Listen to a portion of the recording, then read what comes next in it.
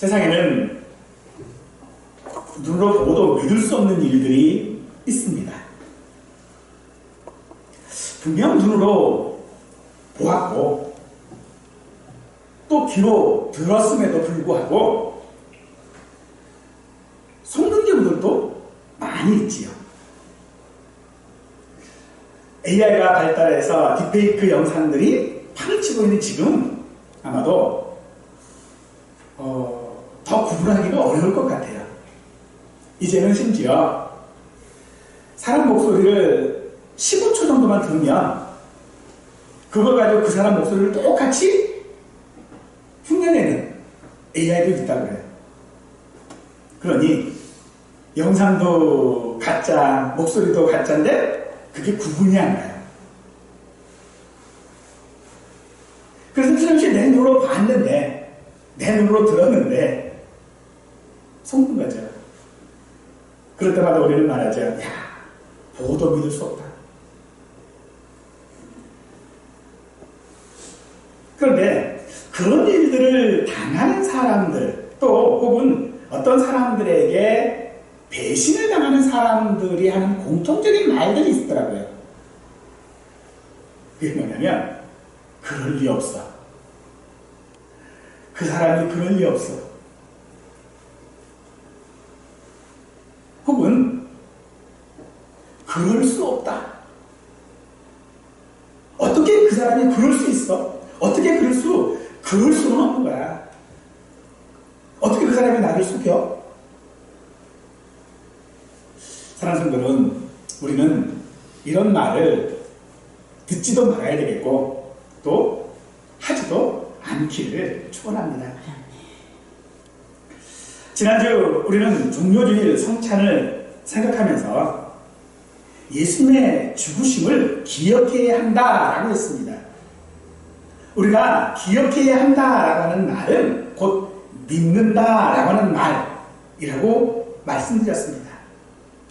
그런데 우리가 믿어야 하는 것은 단지 예수님의 죽음만이 아닙니다. 우리가 믿어야 하는 것은 부활하신 것도 믿어야 하는 것이지요.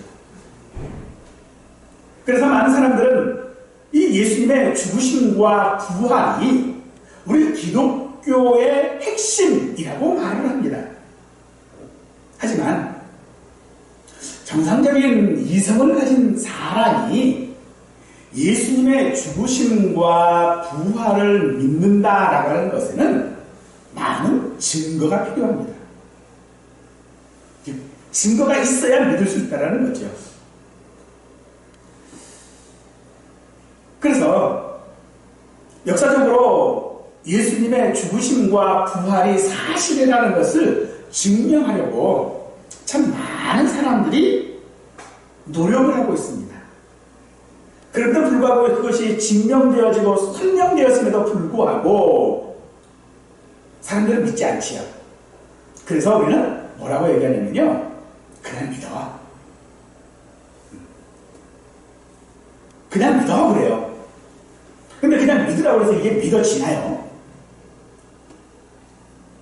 그냥 믿으라고 해서 믿는 것은요, 믿음도 아니고 또 성경이 그렇게 말하고 있지도 않습니다. 오히려 그냥 믿으라고 해서 믿는 거는요, 비웃음거리밖에 안 되는 겁니다. 우리가 예수님의 죽으심과 부활하심을 믿을 때에 그것이 세상의 비웃음거리가 되는 이유가 뭡니까? 우리가 그것을 증명하지 못했기 때문이라는 것이죠.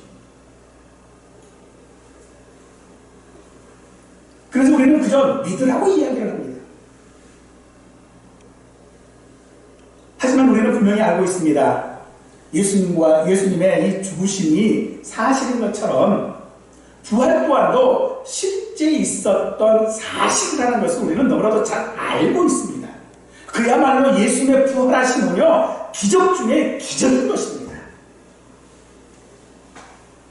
그래서 세상에 눈으로 보고도 믿지 못할 일들이 세고 셌지만 예수님의 부활을, 그 기적을 믿지 못할 이유가 우리에게는 사실 없습니다. 또한 하나님의 아들이신 분이 부활하지 못한다는 것도 이상한 거 아닙니까? 하나님이 죽은 자를 살리지 못한다라고 하는 것도 이상한 거 아닙니까? 그러므로 예수님께서 죽었다 살아난 것은 분명한 사실입니다. 하지만 이 부활이, 예수님의 다시 사심이, 그 사실이 오늘 우리에게, 우리가 살아가는 이 땅 가운데서 그렇게 중요하지는 않습니다. 단지 그것이 사실이라고 하는 것에 대하여 그저 세상이 믿지 못하는 것에 대하여 안타까울 뿐이겠죠. 이것이 우리가 믿는 부활입니다. 정말 이것이 안타까운 것은요, 그렇게 우리의 믿음이 기독교의 핵심이라고 하는 예수님의 죽으심과 부활과 아무 상관없는 믿음이라는 겁니다. 단지 우리는 내가 믿는 것, 그 믿는 것이 나를 성공하게 하고 나를 행복하게 하고 내게 이익이 되면 아무 상관없습니다. 예수님의 부활이 사실이든 아니든 그게 상관이 없어져 버려요. 그래서 우리는 부활이 사실이든 아니든 그래서 뭐 어쩌라는 것이냐는 식으로 부활을 믿고 있습니다. 하지만 예수님께서 우리에게 원하시는 믿음이 그런 것일까요? 우리는 그런 것으로 부활을 믿지 않아야 할 줄 압니다. 사람들이 일반적으로 생각하는 부활이라고 하는 것은요, 소생을 말합니다. 국어사전에 보면 쇠퇴한 것이나 없어진 것이 다시 성하게 일어남을 뜻하는 것이 부활입니다. 그래서 우리 이 부활이라고 하는 이 단어는요, 우리 일상생활에서 아주 친근하게 사용되는 단어예요. 늘 사용하는 말이라는 거예요. 없어진 것이 다시 생겨날 때, 뭔가 약해진 것이 다시 강해질 때 우리는 이 말을 사용합니다. 인터넷에서 부활이라고 하는 단어를 검색하면요, 가장 먼저 나오는 게 뭔지 아세요? 부활이라고 하는 그룹 이름이에요.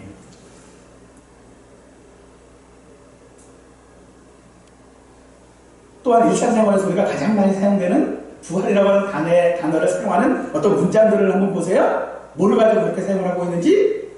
다 약해졌던 것들, 없어졌던 것들이 다시 생겨나면 부활했다는 거예요. 그러나 성경이 말하는 부활의 개념은요, 그보다 훨씬 더 넓고 더 크고 더 깊음을 믿으시기 바랍니다. 심지어 성경에서 말하는 이 부활은요, 죽었다가 다시 살아난 것만을 부활이라고 하지 않는다는 겁니다. 그러므로 우리가 예수님의 부활을 믿는다라고 하는 것이 우리 삶에서 어떤 의미가 있는지를 생각해야 할 줄로 믿습니다. 또 그런 올바른 부활에 대한 믿음을 가질 때에 우리는 이 땅 가운데서 정말로 행복한 삶을 살 줄로 믿습니다.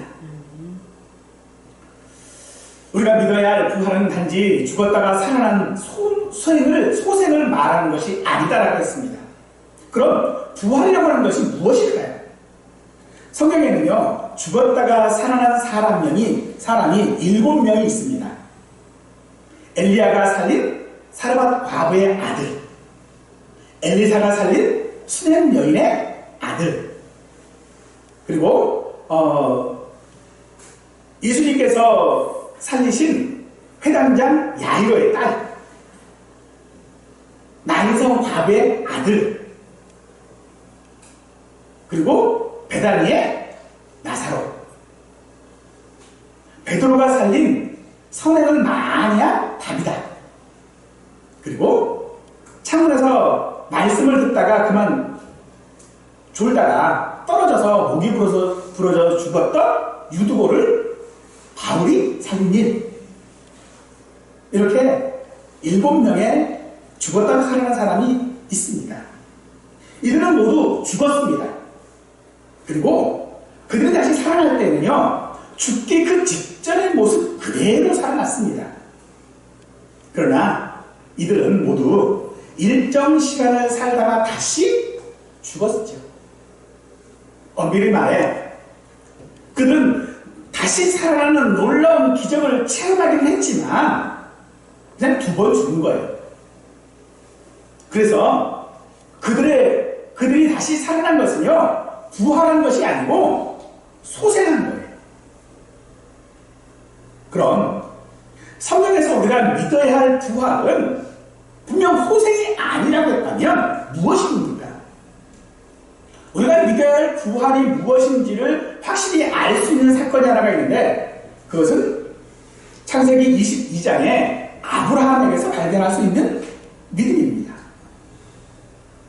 하나님께서 아브라함에게 내 아들 내 독자 사랑하는 독자 이삭을 데리고 모리아 땅으로 가서 번제를 드리라 라고 하셨죠. 아브라함은 즉시로 그 말씀에 순종하여 아침에 장작들과 종과 이삭을 데리고 모리아 땅으로 향합니다. 그리고 모리아 땅에 거의 다 다다랐을 때에 그 함께 간 종들을 머물게 하면서 이렇게 얘기를 해요. 내가 아이와 함께, 아이가 누구죠? 이삭이지요. 이 아이와 함께 저기 가서, 저기는 하나님의 지시야? 모리아 땅, 그 모리아 산이겠죠.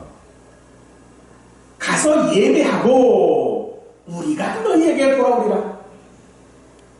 가서 예배하고 돌아오겠다라고 하지 않고요, 우리가 돌아오겠다라고 얘기해요.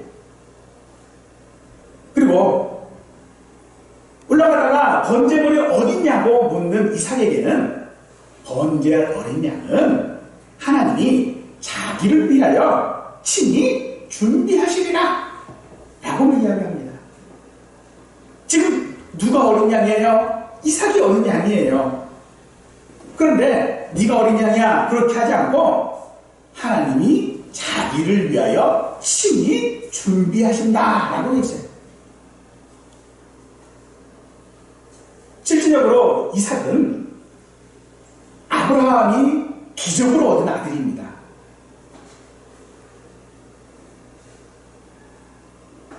그 아들을 하나님께서 주셨습니다. 그런데 그 아들을 번제로 드리라 라고 지금 이야기를 하고 있는데, 그것을 아브라함은 뭐라고 받아들이고 있는 겁니까? 하나님이 자기를 위하여 준비한 자라고 말하고 있다는 것입니다.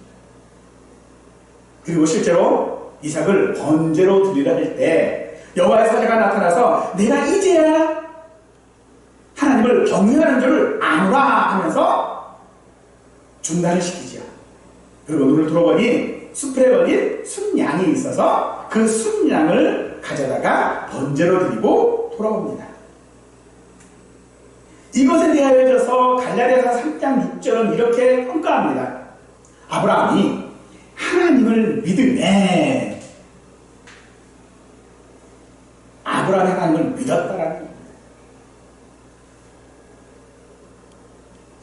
이것이 우리가 믿어야 할 부활 신앙입니다. 이것이 무슨 얘기입니까?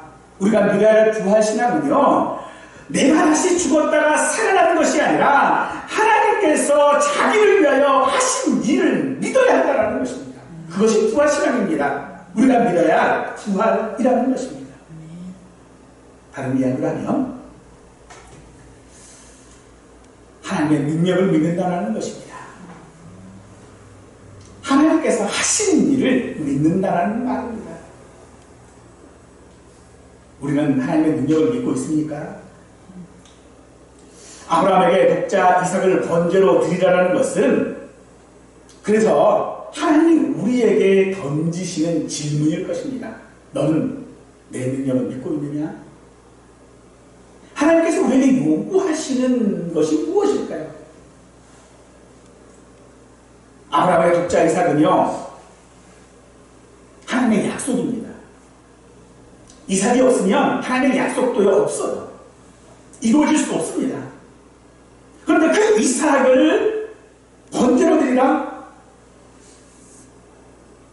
이건 하나님을 믿느냐라고 하는 우리에 대한 질문이라는 것이죠. 히브리서 11장은 그래서 그 아브라함이 무엇을 믿었는지에 대하여 우리에게 분명히 말하고 있는데, 그가 하나님이 능히 이삭을 죽은 자 가운데서 다시 살리실 줄을 믿었다라고 말하고 있습니다.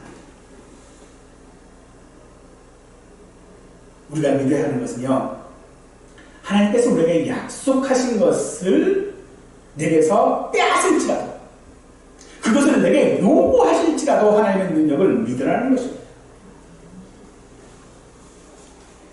그래서 오늘 본문이 그런 하나님의 능력이 어떤 것인지를 말하고 있으면서 그 능력이 예수님 안에서 일어난 그 부활이라고 지금 말하고 있는 것입니다. 하나님께서는 능력으로 예수님을 죽은 자 가운데서 살리셨고, 오른편에 앉으사 모든 곳에 세상을 주관하게 하셨고, 만물을 그 발 아래 복종하게 하셨습니다. 그러므로 본문은 예수님의 죽으심과 부활 그리고 승천과 영광을 위해 하나님의 능력을 구체적으로 지금 설명하고 있는 것이지요. 하지만 오늘 우리는 우리의 삶 가운데서 하나님의 그 능력의 지극히 크심을 제대로 이해하고 있지는 못합니다. 우리가 하나님의 능력으로 말미암은 예수님의 부활을 믿는다면 오늘 우리의 삶에는요, 하나님의 능력이 나타나야 합니다. 왜냐하면 우리는 예수님의 몸인 교회이기 때문에 그렇습니다. 교회는 하나님의 그 크신 능력에 붙들려 있는 영광이 충만한 예수님의 몸이어야 한다는 것입니다. 그것이 우리의 삶 가운데서 나타나야 하는데, 어떻습니까? 하나님의 능력이 우리 삶 가운데서 좀 나타나고 있습니까? 오늘 본문 앞에 18절에서 보면 바울은 그런 에베소 교회가 그 에베소 교회를 위하여 기도를 하고 있습니다. 그 기도가 이거예요. 너희 마음의 눈을 밝히사 그의 부르심의 소망이 무엇이며 성도 안에서 그 기업의 영광이 풍성함이 무엇인지를 알기를 원한다. 즉, 하나님께서 우리 마음을 열어서 밝혀주셔야만 우리가 그 하나님의 능력을 알 수 있다. 그 하나님의 능력이 우리의 삶 가운데서 충만해질 수 있다라고 말하고 있는데, 8절에 보면은요, 바울은 또다시 이렇게 이야기하고 있어요. 너희가 그것을 이미 알고 있다. 그 하나님의 능력이 무엇이고 부활이 무엇이고 다 알고 있다는 거예요. 그런데 또다시 바울이 그런 기도를 하고 있는 이유는 무엇입니까? 그것은 우리 스스로 할 수 있다라고 하는 생각을 버리라는 것입니다. 아브라함에게 이삭이 중요했지요. 이삭이 있어야만 하나님의 약속이 이루어졌었습니다. 그런데 아브라함은요, 이삭이 아니라 자기 스스로 이스마엘을 낳음으로써 이스마엘을 통하여 그 약속을 이루려고 했던 것입니다. 스스로 할 수 있다는 것이죠. 내가 할 수 있다는 것입니다. 오늘 우리가 하나님의 능력을 믿는다면 내가 할 수 있다라고 하는 생각을 버리실 수 있기를 원합니다. 우리가 내가 할 수 있다라고 생각하는 이유, 나는 믿을 수 있다.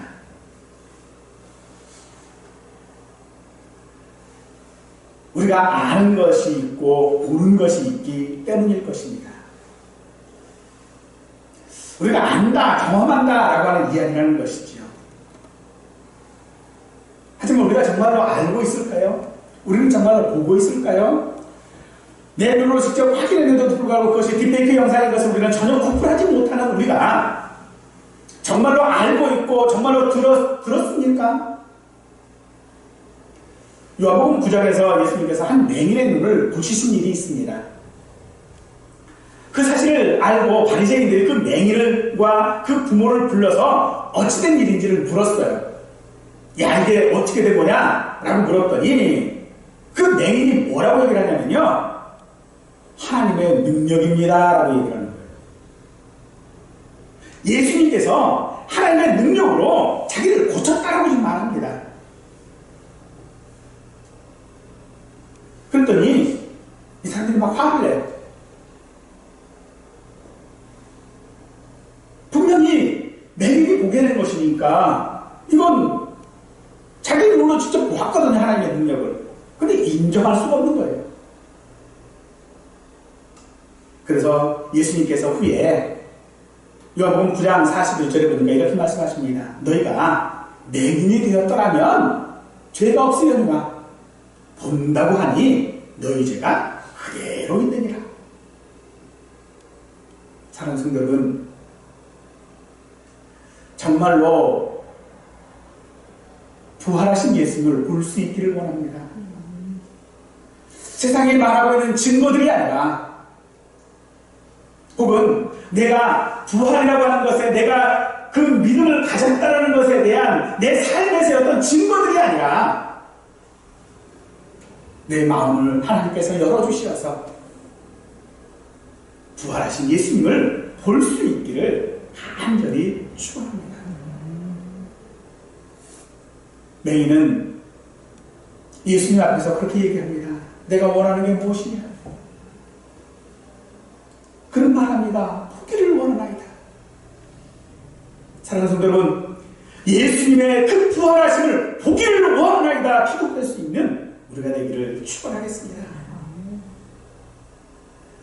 이스라엘 백성들이 출애굽할 때에 하나님께서는 그들에게 젖과 꿀이 흐르는 가나안 땅으로 인도하실 것이다 라고 말씀하셨습니다. 그러나 그들은 그 땅에 들어가지 못했지요. 왜 그랬습니까? 그 땅을 정탐하고 온 사람들이 그 땅은 거민을 삼키는 땅이라고 말을 했어요. 그래서 백성들은요, 그 말을 듣고 그 땅에 들어가기를 거부합니다. 우리 못 들어가 그러죠. 야, 우리 거기 들어가면 다 죽어. 안 들어가 그래요. 하지만 가나안 땅은 그들의 능력이 아니라 하나님의 능력으로 들어가는 것입니다. 성경이 우리에게 지금 예수님의 부활을 믿으라라고 말하는 것은요, 우리에게 믿으라라고 말씀하시는 것이 아니라 하나님께서 믿게 하시겠다는 것입니다. 하나님의 능력으로 우리에게 교회라고 하는 그 새로운 몸을 주심으로 말미암아, 예수님의 몸이나 몸을 주심으로 말미암아 우리로 믿게 하시겠다라는 것입니다. 그래서 오늘 본문 22절은요, 그를 만물 위에 교회의 머리로 삼으셨다라고 말씀하고 있는 것입니다. 사랑하는 성도 여러분, 우리는 하나님의 능력을 믿어야 합니다. 하나님께서 우리에게 하신 약속을 우리는 믿어야만 합니다.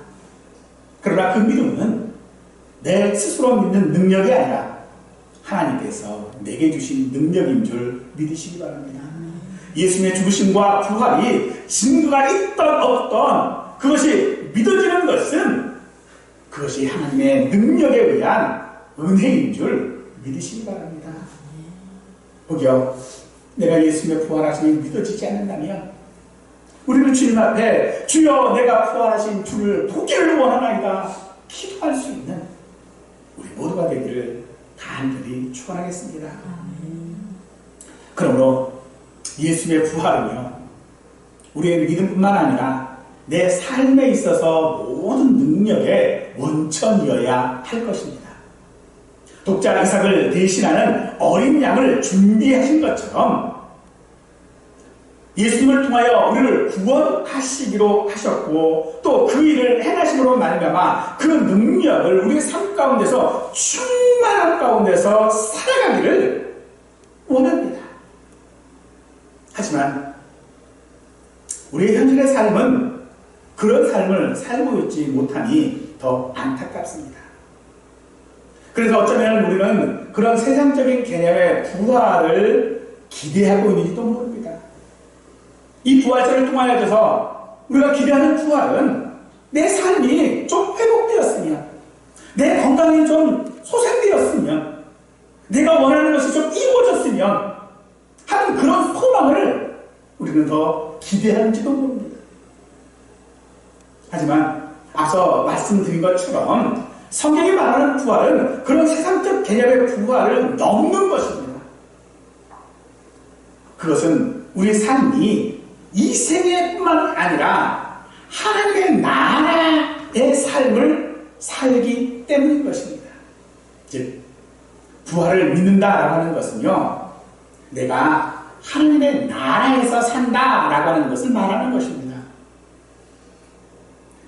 우리가 그 나라에 살고 있지 못하기 때문에 우리 앞에 놓여져 있는 고난들과 불행한 일들 앞에서 우리는 그 일이 즉시 해결되지 않음으로 말미암은 낙심 가운데서 예수님의 부활을 생각하고 있는지 모르는 것입니다. 사랑하는 하나님의 나라가 어떤 곳입니까? 사실 하나님의 나라는요, 어떤 표현으로도 설명할 수 없는 그런 곳입니다. 단지 우리가 이해할 수 있는 어떤 범위 내에서 설명을 합니다. 하지만요, 그 설명은 뭐라고 해야 될까요? 너무너무 어렵습니다. 부족합니다. 그럼 하나님의 나라는 어떤 것일까? 그죠? 우리 설명으로 얘기하자면 이런 설명이 가능해요. 아이들이 간혹 가다가 그런 말을 해요. 어떤 것들을 좋아하느냐, 뭐 이렇게 설명을 하면은 그걸 물어보면 아이들이 그렇게 대답하죠. 하늘만큼, 땅만큼. 하나님의 나라가 그런 곳입니다. 하늘만큼, 땅만큼. 우리가 예수님의 부활을 믿는 그 정도에 따라 표현할 수 있는 나라. 그게 하늘만큼, 땅만큼 아닙니까? 아이들에게 하늘만큼, 땅만큼은요, 자기들이 표현할 수 있는 최고의 것이에요. 하지만 백성들이 정탐꾼들의 말을 믿는 순간 그들이 가나안 땅을 거부했던 것처럼 우리가 예수님의 부활을 단지 소생하는 것 정도로만 믿는다면 우리의 믿음은요, 세상에서 수치스러운 믿음이 되어지고 말 것입니다. TV 프로그램에서 그런 거 하나 봤어요. 한 노년 그 부부가 이혼 위기에 처해져 있어요. 그래서 그것을 상담해주는 프로그램을 제가 좀 본 적이 있는데, 그 위기의 원인이 무엇인지를 이제 나오는데, 그게 뭐냐면, 그 시누이가 이를 보고 싫을 때 어려운 형편에도 불구하고 당시로서는 그 잠깐 돈을 빌려주었대요. 그런데 시간이 좀 지나도 갚을 생각을 안 하는 거예요, 시누이가. 그래서 그 늘 말을 하다가 작정을 하고 이제 이야기를 했대요. 왜 안 갚느냐? 그랬더니 이 시누이가 툭툭 뛰면서 내가 언제 빌렸냐고 그래요. 근데 그거를 남편이 알고 있거든요. 근데 남편이 아무 소리를 안 하는 거예요. 그래서 그게 이제 이 사람은 억울한 거예요. 그 억울한 마음이 쌓이고 쌓여가지고 모든 게 다 그냥 남편 하는 모든 일들이 다 억울한 거예요. 그래서 그런 위기가 왔는데 참 이 아내 입장에서는 억울하죠. 뻔한 건데 자기를 거짓말쟁이로 만들어버렸으니까. 근데 그것에 남편도 동조를 해버렸으니까 얼마나 억울해요. 정말 억울할 수밖에 없지요. 그게 쌓일 수밖에 없잖아요. 부활이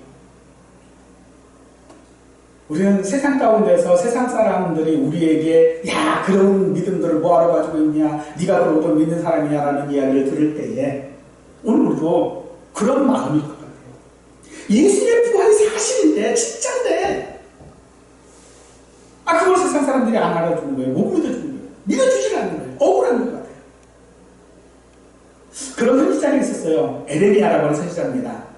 그는 백성들에게 그렇게 얘기를 해요. 야 바벨론으로 우리가 포로로 잡혀갈 건데 하나님께서 그 땅 가서 야 정착하고 살린다.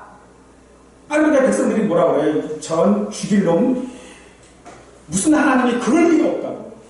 하나님이 어떤 하나님인데 하나님이 우리한테 그러실 수 없다고. 아들까지 주신 하나님이신데 하나님이 나를 포로가 되게 한다고? 그럼 말도 안 되는 소리 하지도 말아요. 그게 백성들의 반응이었어요. 백성들 입장에서는요, 그게 거짓말일 수밖에 없어요. 그렇잖아요. 아니, 하나님께서 나를 사랑하신다고 그러시는데, 내 삶을 이렇게 엉망으로 만드신다고 하나님 그러실 수 없어. 내가 하나님께 한 게 어딘데, 내가 교회에 한 게 어딘데, 하나님 어찌 그 나를 그렇게 하실 수가 있어? 안 돼! 라고 말할 수 있다는 것입니다.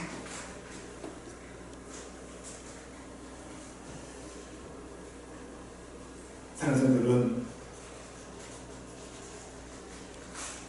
이스라엘 백성들이 하나님 앞에 나아갔습니다. 그러나 그들은 그저 하나님의 그 두려운 모습들 가운데서 있었을 뿐 정말로 하나님께서 그들에게 원하시는 하나님을 믿는 믿음이 무엇인지는 그들의 삶 가운데서 나타나지를 못했다는 것이죠. 예수님의 부활하신 예수님을 믿는 것은요, 사실 우리 능력으로는 할 수 없는 일입니다. 하나님께서 우리의 눈을 열어주셔야만 가능한 일이라는 것입니다. 부활하신 예수님께서 제자들과 많은 여인들에게 보이셨지만 그들은 모두가 다 주님을 알아보지 못했습니다.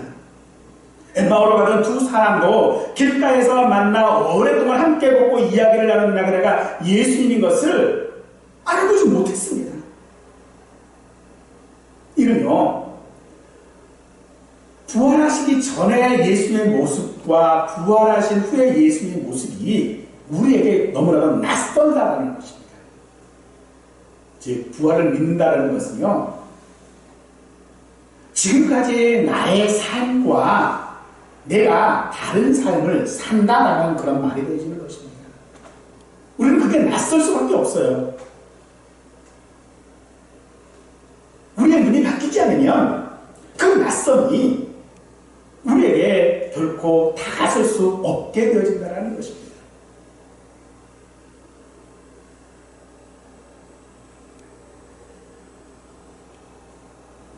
엠마오로 가던 두 제자들은 그렇게 얘기를 해요. 그들의 눈이 밝아졌을 때에 그들이 고백하는 말이 그것입니다. 우리가 주의 말씀을 들을 때, 그가 하실 때에 우리 마음이 뜨거워지지 않았느냐. 그리고 그들은 그들이 가던 발걸음을 돌려 다시 예루살렘으로 돌아갑니다. 그들이 왜 예루살렘으로 다시 돌아갔을까요? 그들의 삶이 바뀐 것이라는 거죠. 그들이 누구인지는 알 수 없으나 그들의 삶의 주인이 바뀐 것입니다. 사람들은 자신의 존재 이유를 정당하기 위하여 무엇인가를 위해 살아갑니다.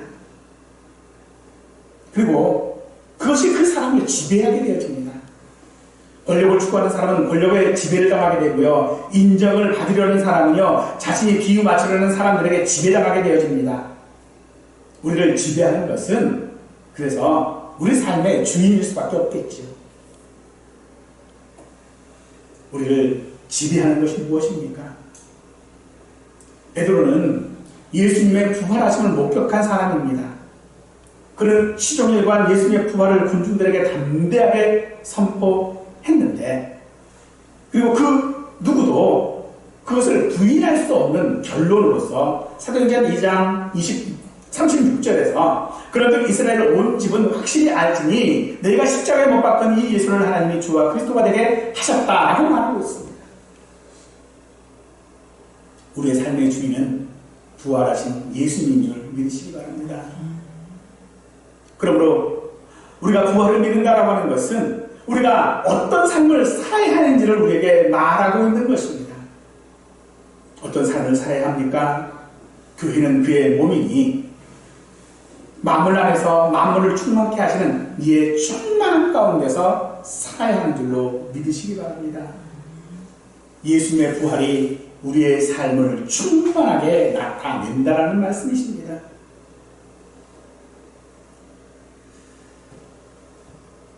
그러므로 그 예수님의 부활하신 삶이 우리의 삶 가운데서 풍성히 나타나는 것. 예수님의 부활이 그래서 뭐 어쩌라고가 아니라 그 부활하심이 하나님의 능력이라고 하는 것을 우리는 믿어야 합니다. 고린도전서 1장 24절 말씀에서 그리스도는 하나님의 능력이요 하나님의 지혜라고 말씀하고 있지요. 여전히 우리는 물리적으로 죽을 수밖에 없습니다. 여전히 우리는 세상 가운데서 핍박 가운데 살아갈 수밖에 없고 세상의 어려움 가운데서 살아갈 수밖에 없는 것이 우리들의 삶일 수 있습니다. 하지만 그것이 결코 죽음이 그리스도를 무덤에 머물지 못하게 한 것처럼 그것이 오늘 우리가 하나님의 능력이 나타나는 삶을 살지 못하도록 방해하도록 두어서는 안 될 줄로 믿습니다. 부활하신 주님이 하늘과 땅의 모든 권세를 가진 그 자리에 오르심으로 만물을 주관하시는 것처럼 오늘 나의 삶을 주관하시고 오늘 교회에 현존한 그의 몸으로 나타나는 것처럼 내 삶의 능력으로 나타날 줄로 우리는 믿고 나가야 하고 또 그렇게 살아가야 할 줄로 믿습니다. 그것은 단지 예수님의 부활이 과거에 일어난 부활 혹은 예수님의 부활이 우리에게 나타난 것처럼 나중에 우리가 또 예수님의 그 부활처럼 우리도 부활할 것이다라고 하는 미래의 부활이 아니라 오늘 예수님께서 우리에게 말씀하신 부활을 믿으라는 것은요, 그 부활이 현재 내 삶 가운데서 살아야 하는 것이다라고 말하고 있는 것입니다. 그러므로 우리의 삶 가운데서 예수님의 부활이 나타날 수 있기를 원합니다. 우리의 삶 가운데서 하나님의 나라를 누리고 그 나라가 가지고 있는 모든 환경들이 아니라 하나님의 능력으로 내 삶을 살아갈 수 있는 우리가 되기를 원합니다. 또한 하나님께서는 그렇게 우리의 눈을 밝히심으로 말미암아 그 능력을 우리에게 보이셨고 그렇게 예수님의 부활을 우리의 삶 가운데서 믿게 하심으로 말미암아 우리의 삶이 하나님의 능력으로 삶을 증명하고 또 그렇게 믿고 나갈 수 있게 하실 줄로 믿습니다. 우리의 삶이 예수님의 부활을 증거하기에는 세상 사람들 눈으로 보기에는 부족할지 모르겠지만 하나님께서 밝히 보게 하시는 우리의 삶 가운데서는 전혀 부족하지 않은 하나님의 능력의 충만함이 오늘 우리의 삶에서 날마다 나타나실 수 있기를 간절히 축원하겠습니다.